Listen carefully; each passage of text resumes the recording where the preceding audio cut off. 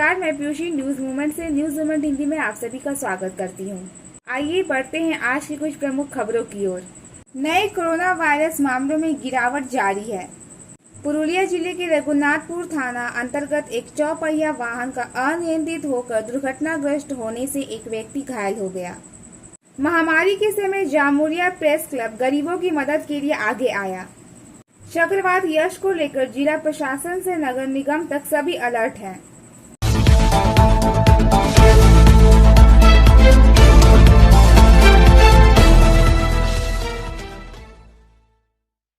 नए corona virus मामलों में गिरावट जारी है। केंद्रीय स्वास्थ्य और परिवार कल्याण मंत्रालय द्वारा उपलब्ध कराए गए आंकड़ों के अनुसार सोमवार को दर्ज किए गए 2,22,315 मामलों के साथ दैनिक नए कोरोना वायरस मामलों में गिरावट जारी रही। पिछली बार 2.22 लाख से कम मामले 16 अप्रैल को सामने आए थे। हालांकि देश में प्रतिदिन 4,000 से अधिक मौतें होती रहीं। सोमवार को 4,454 से अधिक लोगों की मौत हुई। केंद्रीय स्वास्थ्य मंत्रालय ने सोमवार को कहा कि 1.80 करोड़ से अधिक कोविड-19 वैक्सीन खुराक अभी भी राज्यों और केंद्र शासित प्रदेशों के पास उपलब्ध हैं और उन्हें अगले 3 दिनों में 48 लाख से अधिक खुराक मिल जाएंगी। केंद्र ने अब तक राज्यों और केंद्र शासित प्रदेशों को 21.80 करोड़ से अधिक वैक्सीन की खुराक मुफ्त श्रेणी और प्रत्यक्ष राज खरीद श्रेणी के माध्यम से प्रदान की है। इसमें से 23 मई तक औसत के आधार पर गणना की गई कुल खपत, जिसमें बर्बादी भी शामिल है, 20 करोड़ 8,875 खुराक हैं, ऐसा मंत्रालय ने कहा। एम्स के निदेशक डॉक्टर रणदीप गुलेरिया ने सोमवार को कहा कि हालांकि यह कहा गया है कि तीसरी लहर के दौरान बच्चे सबसे ज्यादा संक्रमित होंगे, बाल रोग संघ ने कहा कि यह तथ्यों पर आधारित नहीं है। उन्होंने कहा कि यह बच्चों को प्रभावित नहीं कर सकता है और इसलिए लोगों को डरना नहीं चाहिए। तमिलनाडु में 24 मई से 30 मई तक का एक कड़ा सप्ताह भर का लॉकडाउन आज से लागू हो गया है। जनता की सुविधा के लिए पहले कुछ ढील की घोषणा की गई थी। हालांकि उन आरामों और लॉकडाउन की अवधि को छुट्टी की अवधि के रूप में सोचकर कई को अनावश्यक रूप से बाहर घूमते हुए देखा गया। यह छुट्टी का समय नहीं है, हम एक महामारी में हैं। यह देखकर दुख होता है कि कुछ लोगों को इसका एहसास नहीं है। हमने कोविड-19 के बारे में जागरूकता फैलाने के लिए मशहूर हस्तियों को शामिल किया। जनता के भाषण में वायरस के बारे में डर है, लेकिन यह उनके कार्यों में परिलक्षित नहीं होता है, तमिलनाडु के मुख्यमंत्री M.K. स्टालिन ने कहा था। Biofina, drink healthy, stay healthy, prevention is better than cure, always cover your mouth and nose while sneezing, wash your hands regularly, use sanitizer, avoid contact with others, wear mask, avoid social gathering, don't touch your eyes and mouth frequently. Issued in public interest by Biofina. Drink healthy, stay healthy. For trade inquiry, mail care@rkmgroup.in. Contact toll-free number 1800-258-7060. Purulia जिले के रघुनाथपुर थाना अंतर्गत एक चौपहिया वाहन का अनियंत्रित होकर दुर्घटनाग्रस्त होने से एक व्यक्ति घायल हो गया। पुरुलिया जिले के रघुनाथपुर थाना क्षेत्र के रघुनाथपुर से DVC थर्मल पावर प्लांट के रास्ते में दुरमुट गांव के पास सोमवार को पूर्वाहन एक चौपहिया वाहन के अनियंत्रित होकर दुर्घटनाग्रस्त होने से एक व्यक्ति घायल हो गया। उसे रघुनाथपुर सुपर स्पेशलिटी अस्पताल में भर्ती करवाया गया है। बताया जाता है कि सोमवार को दुरमुट गांव के पास रघुनाथपुर की ओर से आ रही कार अनियंत्रित होकर सड़क से करीब 100 मीटर दूर जाकर रेलवे लाइन करीब दुर्घटनाग्रस्त हो गई। इसकी सूचना मिलते ही रघुनाथपुर पुलिस और Raghunathpur DVC thermal power station से एम्बुलेंस मौके पर पहुंच गई। दुर्घटना में घायल व्यक्ति को पहले ताप विद्युत संयंत्र के प्राथमिक अस्पताल ले जाया गया। वहां से उसे बेहतर उपचार के लिए रघुनाथपुर सुपर स्पेशलिटी अस्पताल में ले जाया गया। सफलता की शुरुआत सिर्फ मोशन के साथ। Motion open scholarship test for class 7th to 12th student. Get up to 50% scholarship for session 2021 to 22 at Durgapur. And for more details, please contact 9434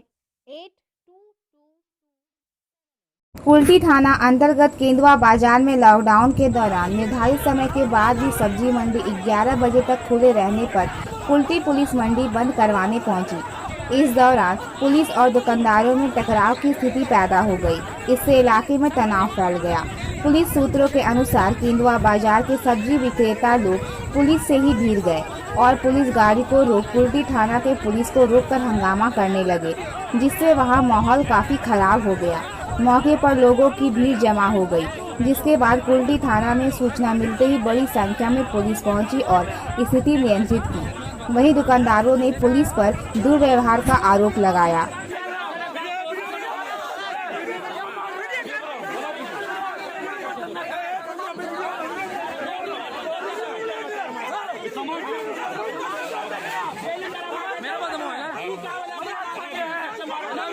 daily सामान फेंकता है, डेली आके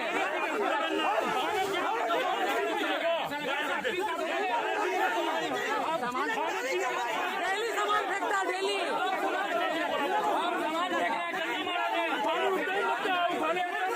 डेली सामान फेंकता है, मारता है। दारू दुकान में बोलना जाके, दारू दुकान में वहाँ कोई नहीं बोलता।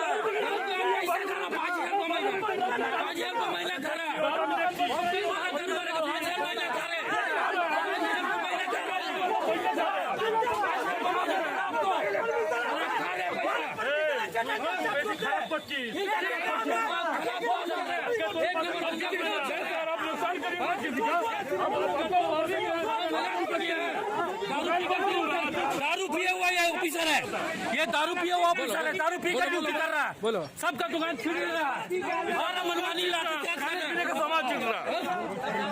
दुकान में आकर घंटा चार्ज कर रहा है सबका ऊपर, समझे? ये अन्याय कर रहा है, सबका दुकान छीन दे रहा है। एक नंबर ओपन दारू दुकान। Please share, subscribe and forward YouTube channel News Movement. For more details and for advertisement, contact editor 9563830285। महामारी के समय जामुरिया प्रेस क्लब गरीबों की मदद के लिए आगे आया। सदस्यों ने रिक्शा चालक, कूली और अन्य के बीच 2000 मास्क और 500 सैनिटाइजर वितरित किए। उपस्थित गणमान्य व्यक्तियों में शेख संदर, एमडी दिलदार, विधायक हरे राम सिंह, साधन पॉल, धनंजय पाठक, प्रेस के वरिष्ठ सदस्य तारक मंडल और कई अन्य शामिल थे। News movement present YouTube channel for news in Bangla, Urdu, English and Hindi. Asansol corona virus महामारी के मद्देनजर आसनसोल जिला बार एसोसिएशन की बैठक में सबकी आपसी सहमति से यह निर्णय लिया गया कि 30 मई तक आसनसोल जिला अदालत में वकीलों की सीज वर्क लगातार जारी रहेगी। वहीं 31 मई को शोक स्वरूप कोर्ट बंद रहेगा। 1 जून से कार्य शुरू होगा। ज्ञात हो कि आसनसोल जिला कोर्ट में इसके पूर्व 27 अप्रैल तक वकीलों ने अपना सीज वर्क जारी रखा था। उसके बाद से ही लगातार सीज वर्क है। सनद रहे कि कोरोना वायरस महामारी से लगातार बढ़ रहे कोरोना मरीजों के कारण शिल्पांचल का हर वर्ग काफी चिंतित है। उक्त मामले को देखते हुए जिला बार एसोसिएशन की ओर से यह महत्वपूर्ण फैसला लिया गया था। अब कोरोना के मामलों में कुछ कमी आई है, जिससे 1 जून से कोर्ट में सीज वर्क खत्म किया जा सकता है। झारखंड से ताल्लुक रखने वाली एक इंटरनेशनल फुटबॉलर संगीता कुमारी अपने परिवार को पालने के लिए ईंट के भट्टे में बेगारी करने पर मजबूर है। अब इस मामले को सुलझाने में कम से कम 3 पार्टियां बन गई हैं। पहली झारखंड सरकार, दूसरी राष्ट्रीय महिला आयोग और तीसरी सोशल मीडिया। और 20 वर्षीय मजबूर संगीता तो है ही। कोरोना संकट के चलते लॉकडाउन हुआ और यह संगीता के जीवन पर भारी पड़ गया। गरीब लेकिन बड़े संयुक्त परिवार से ताल्लुक रखने वाली संगीता के लिए ये हालात इतने कठोर रहे कि उसे खेल की प्रैक्टिस बंद करके परिवार के लिए मेहनत मजदूरी करना पड़ रहा है। सुबह 10 से शाम 5 बजे तक संगीता जब ईंटें उठाती हैं, तब उसे दिन भर के 150 से 200 रुपए मिल पाते हैं। बीते शनिवार को संगीता की पूरी कहानी प्रकाश में आई। राष्ट्रीय महिला आयोग की प्रमुख रेखा शर्मा ने संगीता की इस बदहाली को रेखांकित करते हुए झारखंड सरकार को चिट्ठी लिखकर कड़ी आलोचना की। राज्य खेल सचिव पूजा सिंघल के हवाले से खबरों में कहा गया कि संगीता को वित्तीय सहयोग देने के तमाम कदम उठाने के लिए धनबाद के कलेक्टर को पूरे मामले की पड़ताल करने के निर्देश दिए गए हैं। चक्रवात यश को लेकर जिला प्रशासन से नगर निगम तक सभी अलर्ट हैं।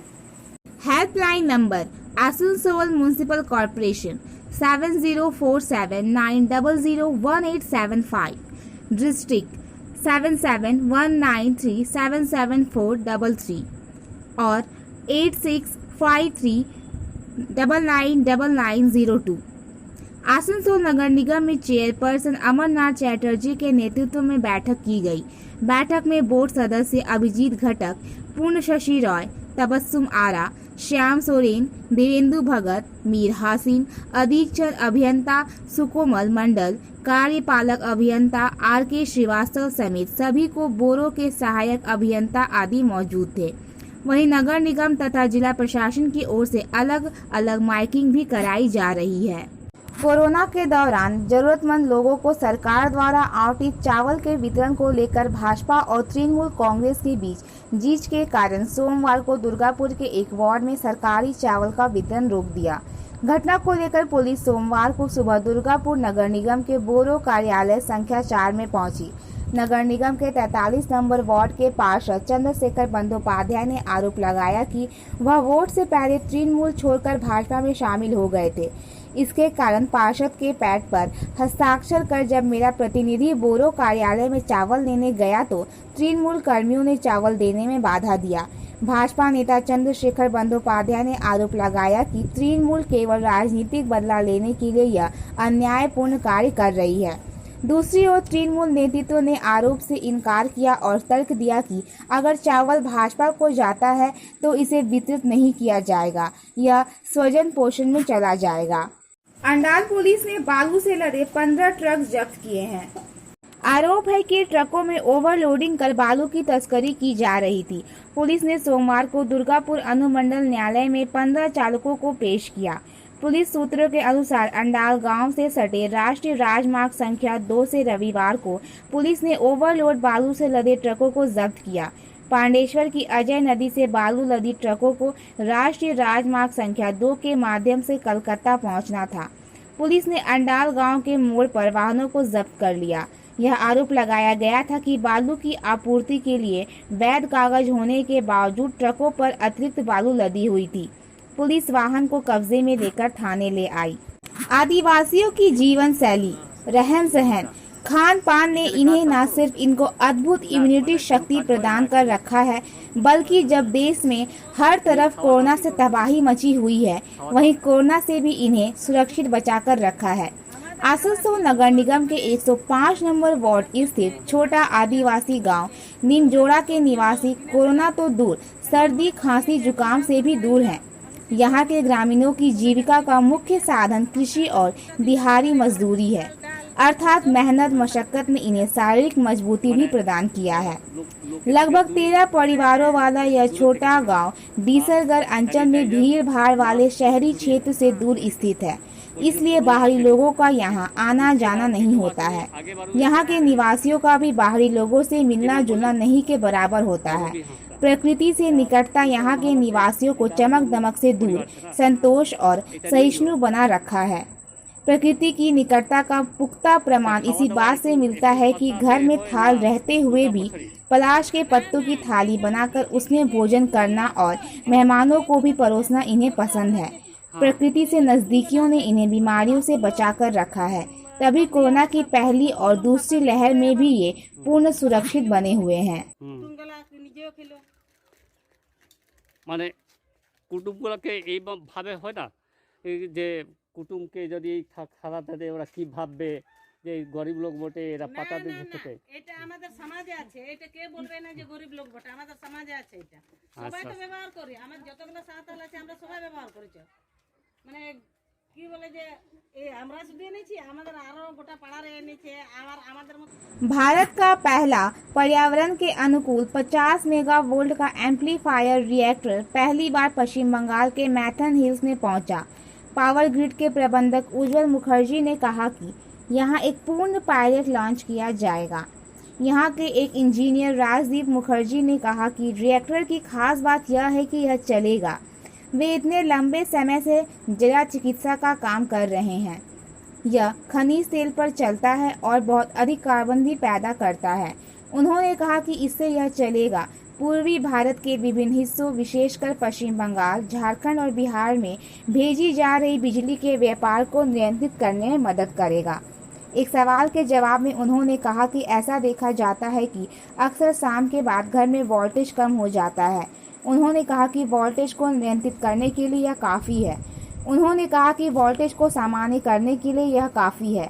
पावर ग्रिड पावर कर सकते हैं। रिएक्टरों के माध्यम से उल्लेख किया जाना चाहिए। डीसी कहलगांव बिहार की एनटीपीसी पावर कंपनी या पश्चिम बंगाल में मेजिया सहित विभिन्न बिजली में से एक है। जामुरिया औद्योगिक क्षेत्र के कैलिस्टर स्पंज आयरन कारखाने के गेट के सामने विरोध प्रदर्शन। स्थानीय लोगों का कहना है कि कारखाना प्रबंधन कम पैसों में बाहरी लोगों से काम करवा रहा है, जबकि रोजगार की आस में जा रहे स्थानीय युवकों को वापस भेज दिया जा रहा है। कारखाना बनते समय स्थानीय लोगों ने अपनी जमीन दी थी और तब कारखाने की तरफ से उनको आश्वासन दिया गया था कि स्थानीय लोगों को रोजगार दिया जाएगा। बार बार कारखाने के प्रबंधन से गुहार लगाने के बाद भी जब कोई फायदा नहीं हुआ तो आज कारखाने के गेट के सामने विरोध प्रदर्शन किया। विक्षोभकारियों का कहना है कि जब तक कारखाने में स्थानीय लोगों की नियुक्ति नहीं की जाती वह किसी को भी अंदर नहीं जाने देंगे। कारखाना प्रबंधन की कोई प्रतिक्रिया नहीं मिल पाई।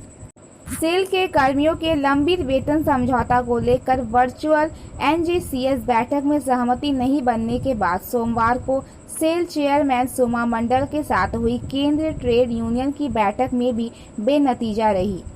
इंटक के राष्ट्रीय अध्यक्ष डॉक्टर संजीवा रेड्डी के हवाले से इंटक नेता हरजीत सिंह एवं श्रीकांत शाह ने बताया कि डॉक्टर रेड्डी ने बताया कि यूनियन ग्रुप के प्रवक्ता के रूप में मैंने ट्रेड यूनियनों के बारे में विचार रखा है। हम सभी ने सर्वसम्मति से निर्णय लिया कि सबसे पहले सेल प्रबंधन 1 जनवरी 2017 से 15% एनजीबी 35% पर्वतनीय भत्तों बकाया के लिए आश्वासन दे। दूसरा, हम पेंशन, नौ संविदा कर्मियों के वेतन, कर्मचारियों के बच्चों की शिक्षा, कर्मचारियों के परिवारों की चिकित्सा, समाज में एक सभ्य स्थिति बनाए रखने के लिए आवश्यक अन्य पर चर्चा करेंगे। Soma Mandal SAIL chairperson 11% MGB, 6% variable perk और 10% फिक्स्ड पर्क से अधिक के लिए राजी नहीं हुई। सभी ट्रेड यूनियन नेताओं ने 15-35-9 के पक्ष में और संविदा कर्मियों के बकाया और अन्य संबंधित मुद्दों के पक्ष में अपने विचार रखे। कुल बैठक का कोई परिणाम नहीं। आज की मीटिंग में इंटक की ओर से संजीव रेड्डी, C2 से तपन सेन, एटक से रामेश्वर कुमार, HMS से और BMS से देवेंद्र पांडे ने मीटिंग में हिस्सा लिया। सालनपुर प्रखंड के व्यापारियों को दिया गया वैक्सीन। सालनपुर लोगों की संख्या दिन प्रतिदिन बढ़ती जा रही है और कई लोग टीकाकरण के लिए कतार में लग रहे हैं। सालनपुर प्रखंड में आम जनता के साथ छोटे बड़े कारोबारियों का टीकाकरण शुरू हो गया है। सालनपुर प्रखंड प्रशासन की पहल पर प्रखंड में वाहन चालकों से लेकर सभी व्यापारियों का टीकाकरण किया जा रहा है। पीठाकेरी स्वास्थ्य केंद्र में करीब 5000 व्यापारियों समेत वाहनों को कोविशील्ड वैक्सीन देने का काम शुरू हो गया है। सोमवार को करीब 300 व्यापारियों का टीकाकरण किया गया। इस संदर्भ में एक व्यापारी ने कहा कि इस बार आम लोगों के अलावा करीब 5000 व्यापारियों को वैक्सीन दी जा रही है। हम बहुत डरे हुए थे क्योंकि हमें हर दिन आम लोगों के पास जाना पड़ता है और हम वैक्सीन पाकर बहुत खुश हैं। সমস্ত ব্যবসায়ী যারা যারা দোকানদার তারা কি সবাই পাচ্ছে আজকে? হ্যাঁ, আজকে পাচ্ছে মানে 300 জন পাচ্ছে। আমাদের তো আরও অনেক ব্যবসায়ী আছে, 700-800 জন মতন ব্যবসায়ী আছে। আজকে 300 জন পাবে। আচ্ছা, এখানে কি ড্রাইভার যারা গাড়ি চালায় তারাও পাচ্ছে? তাদেরটা শনিবারে হয়ে গেছে, যারা অটো ড্রাইভার, ট্যাক্সি ড্রাইভার। आज का सुविचार।